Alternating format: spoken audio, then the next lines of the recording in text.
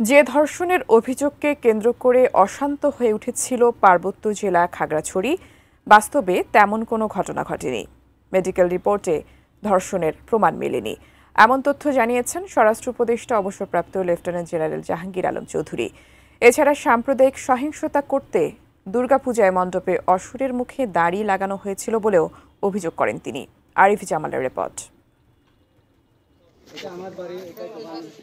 শারদীয় দুর্গোৎসবের আগে গত 23 সেপ্টেম্বর খাগড়াছড়িতে এক কিশোরীকে ধর্ষণের অভিযোগে বিক্ষুব্ধ হয়ে ওঠে পার্বত্য জেলা খাগড়াছড়ি। বিক্ষোভ ও সহিংসতাকে কেন্দ্র করে খাগড়াছড়ির গুইমারা এলাকায় গুলিতে 3 জনের মৃত্যু হয়। সহিংসতা দমন করতে গিয়ে সেনাবাহিনী ও পুলিশের বেশ কয়েকজন সদস্যও আহত হন। আরএফএল অডিটর, বাঁকা হয় না, ফাঁকা হয় না, আর ভাঙা এক কথায় অসম্ভব।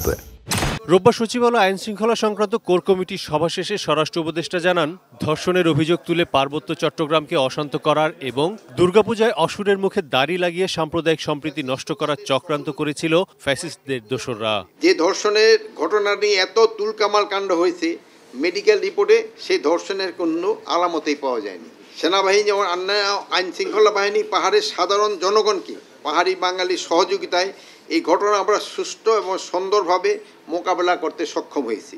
অসুরের মুখে দাড়ি লাগানোর সাথে ভারতের পূজা মণ্ডপে বাংলাদেশের প্রধান উপদেষ্টাকে অসুর হিসেবে উপস্থাপনের যোগসূত্র ছিল বলেও মনে করেন স্বরাষ্ট্র উপদেষ্টা।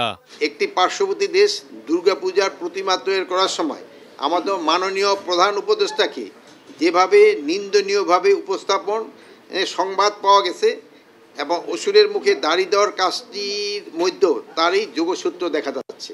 দেশের 793টি পূজা মণ্ডপে অসুরের মুখে দাড়ি লাগানো হয়েছিল জানিয়ে স্বরাষ্ট্র উপদেষ্টা বলেন, প্রতিটি ঘটনায় সাধারণ ডায়েরি করা হয়েছে, তদন্ত করা হচ্ছে, তবে এখনো কাউকে গ্রেপ্তার করা হয়নি। ফ্যাসিস্ট ও তাদের সহযোগীরা কয়েকটি পূজা মণ্ডপে অসুরের মুখে দাড়ি লাগিয়ে ধর্মীয় বিভেদ এবং সাম্প্রদায়িক উস্কানি ও সহিংসতার সৃষ্টির পায়তারা করেছিল। এই ঘটনায় কিছু ফ্যাসিস্ট বুদ্ধিজীবীদেরও ইন্ধন ছিল, কিন্তু তাদের সেই ষড়যন্ত্র সফল হয়নি। এদিকে সম্প্রতি নর্থ সাউথ বিশ্ববিদ্যালয়ের এক শিক্ষার্থীর পবিত্র কোরআন অবমাননার ঘটনার সাথে অন্য কোনো বিষয়ের যোগসূত্র আছে কিনা জানতে চাইলে উপদেষ্টা জানান, বিষয়টি তদন্ত করে দেখা হচ্ছে। এখন পর্যন্ত এটা যেহেতু অনুসন্ধান শেষ হয় নাই, এই জন্য আমরা এটার সাথে যোগসূত্র আছে কিনা বলতে পারবো না। আরিফ জামাল, এটি নিউজ, ঢাকা।